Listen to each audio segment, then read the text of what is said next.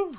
All right. So after publishing my newest song, and still nothing having any lyrics to them yet. Well, not that they don't have lyrics, no vocals really to them yet. I am just going to move on back to the scales. And here we are doing a scale that, again, will have a related scale to where we would be in C sharp major, but possibly also D flat major. So, what I think I'm going to do in the beginning, just because, I didn't want everything to be the same in every video when it came to these. I wanted, some differences between them, so it just wouldn't be repetitive, wouldn't be boring, even because technically once you got the major shape down, once you got the Dorian shape down, and etc., you can basically take it all around the neck. And it was just kind of to put some certain sounds out there for myself to kind of go back, review every once in a while, and then whoever watched the videos, if they wanted to go back to them, and then obviously they can go to their own neck and work on them, or even just look at the fretboard and what notes you can use for them. But I think I'm going to try and go back to kind of real quick just the sounds. So that's why we're here with the guitar. So obviously, if you're playing the C sharp or the D flat, it's right here. And if you're playing major, you're just going.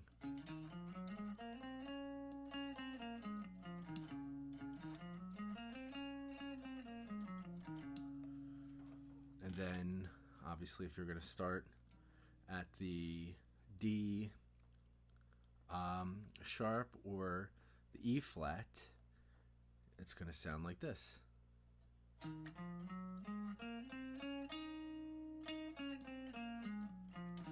So you get that Dorian sound.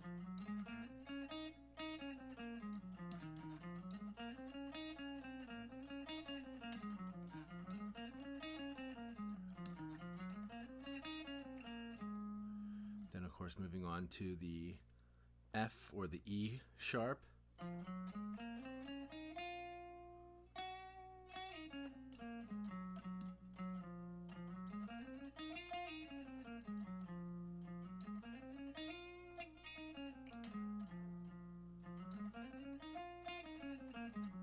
Get that Phrygian sound.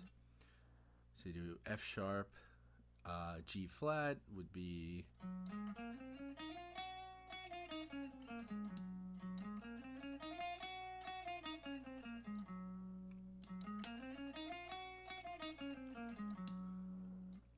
and then you do a G sharp or an A flat.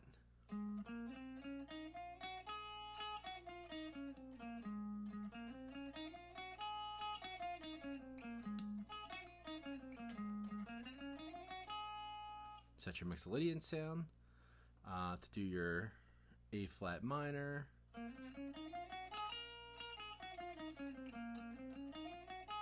Would also be the B flat minor, or the A sharp minor and B flat minor.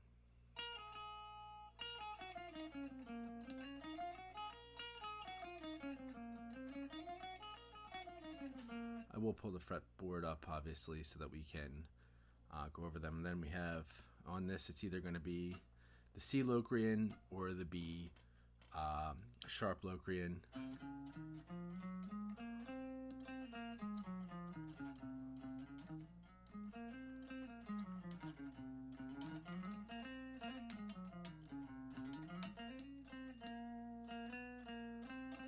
Don't add that other note.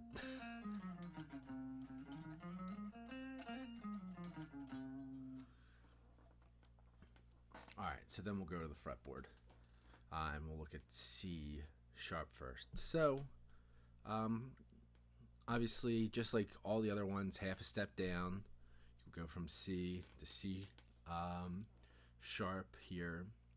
And as you can see, everything is sharp. And typically, you know, when you look at a fretboard, or if you look at the layout, you never really see an E sharp. You always see it as an F. You know, you never really see C as B sharp.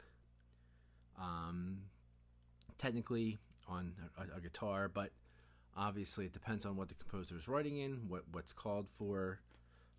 If you see either of these, you know, you're really just, you know, and once you learn one of the patterns, you're learning, you know, both when it comes to D flat and C sharp major. But again, we're dealing with a C sharp major, a D sharp minor, an E sharp minor, an F sharp major, a G sharp major, an A sharp minor, a B sharp diminished, back to C sharp again would be our chords in the C sharp major scale, or modes. Well, those are the chords, but you can make modes out of them too. And as you can see, of course, it's C sharp major, D sharp Dorian, E sharp Phrygian, F sharp Lydian, G sharp Mixolydian, A sharp minor, and B sharp Locrian. So pause it if you want here. I'm going to actually move on to D flat next. So let me pull that one up.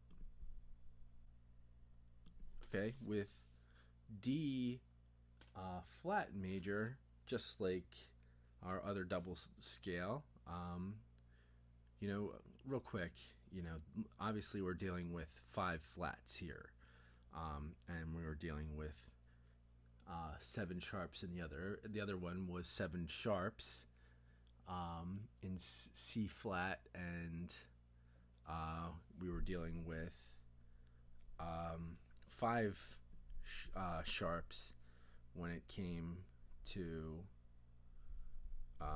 or no, wait, what were we? What one had the double? I'm messing my own self up. Yeah, it was C. It was B major and C flat major. So B major had 5 sharps, and C flat major had 7 flats. So we're kind of just doing the opposite here. We're going to have only 5 flats here in D flat major, whereas the C sharp major was 7 sharps. So you're obviously seeing it's kind of reverse of each other, of how that was kind of breaking down when you're looking at the circle of fifths.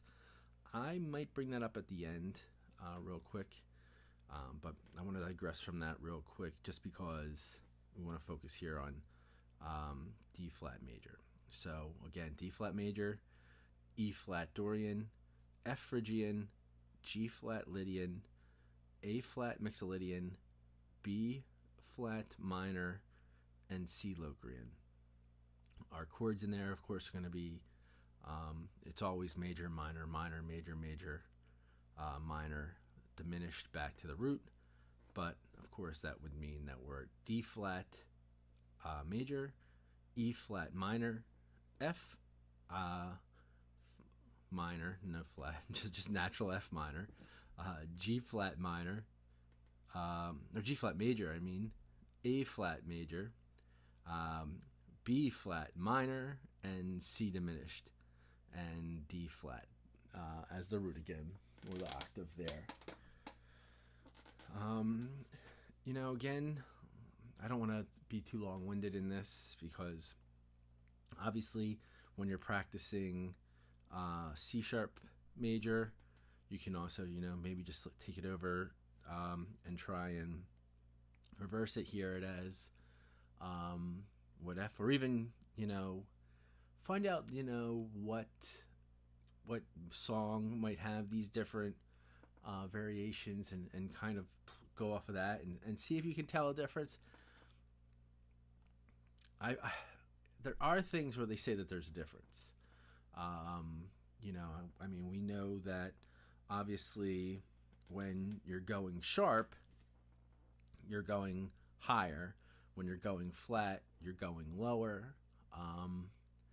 So, you know, just the relation of the intervals is different, but playing them by themselves to be able to tell the difference would be impossible without any kind of context to, you know, what other instruments are involved, what the conductor or composer had in mind, or songwriter, whatever you want to call it, however you want to break it down. But, you know, obviously we've been doing this a while now.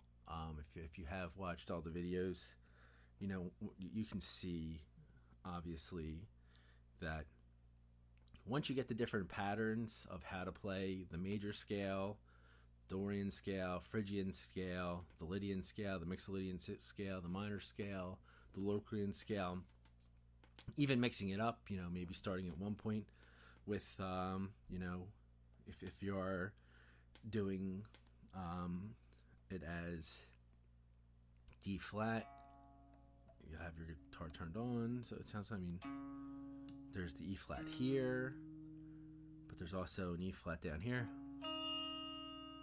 So rather than, you know, just different ways that you can achieve, you know, or, you know, actually spread voicings basically, that you would go down linearly on the scale rather than even breaking it up, you know, do it in thirds. However you want to learn it, you know, it's the same. The positioning is the same. It's just depending on what fret you're going to be at and where. You know, I was always finding myself getting into trouble is, you know, when you're locked into always hitting the same frets, you know, if you're always locked in on E, obviously you're going to hit open a lot. You're going to use the 7th fret on the A string. You know, your positionings are, you know, even though you might know those shapes in your sleep, especially for me, it was always Phrygian. You know, I could go to any point of the neck and run the first position of the Phrygian scale, but, you know, when it came to moving around the neck, you know, I might just out of instinctually in habit, you know, go back into a different key, which might work depending on what key I'm playing. But if I'm playing one of these, D flat major or C sharp minor, it's not going to work. It's going to sound awful. You know, unless you really find a way to tie it in, you know, which that's the other thing is, you know, sometimes you'll hear like, well, this doesn't go with that. You know, I'm sure there's ways you could make it work. You might have to do some changes to get there. It could be a jump. It might sound a really harsh transition. But if you're going for something like that, I would never discourage anyone from trying something like that, just because, you know, in learning all these scales and learning all these modes, obviously, there are others outside of what we're looking at here. We're just kind of focusing on the foundations of Western music and the 12-tone sound here, you know. These are, you know, what you want to focus on in the beginning, and then you can expand from there. So I'm going to wrap it up here just because it is going to get wordy. You know, I kind of want to keep it basic as we're blowing through this. You know, I'm, you know, starting to be like, oh, let's get to the end. So I don't want to like just blow through it and disregard it, but at the same time, you know, it's getting to the point to where, you know, we know the positions. We know that all we have to do is go a step down, or, you know, maybe I will talk about things being related, which I kind of did before. You know, some more. If I continue to go this route, maybe I'll, after these scales, maybe I'll stop this for a while and just talk about more personal stuff, like my musical problems. We'll see. But this is going to be a long video just because it has a 2-for-1. I'd rather keep them together. So I'll end it here. Thanks. Later on.